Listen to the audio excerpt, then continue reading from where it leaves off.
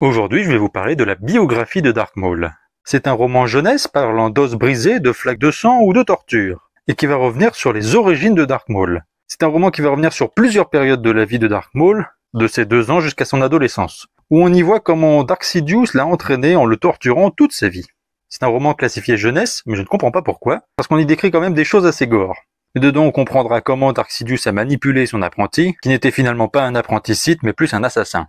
On y verra sa première utilisation de la Force. Maul sera aussi inscrit dans une académie sur Orsiz, et il rencontrera l'amour, Kilindi Matako, une Nautolan avec laquelle il aura un grand rapprochement. Pour certains, Dark Maul est un personnage ridicule, qui ne sert à rien, qui fait de brèves apparitions dans le film, mais qui, au final, est tué d'une manière stupide, alors qu'il survit.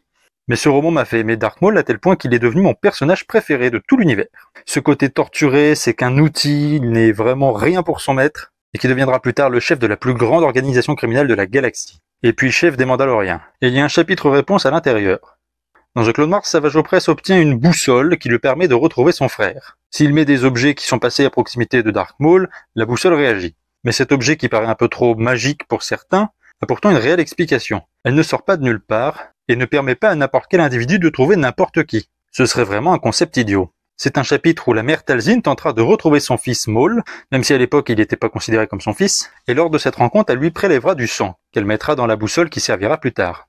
C'est pas un objet paf, on peut trouver n'importe qui. Il faut un lien de sang, ou un lien génétique, ce qui est très utilisé par les Sœurs de la Nuit pour faire du vaudou par exemple. Ne vous fiez pas à l'étiquette jeunesse, c'est un excellent roman.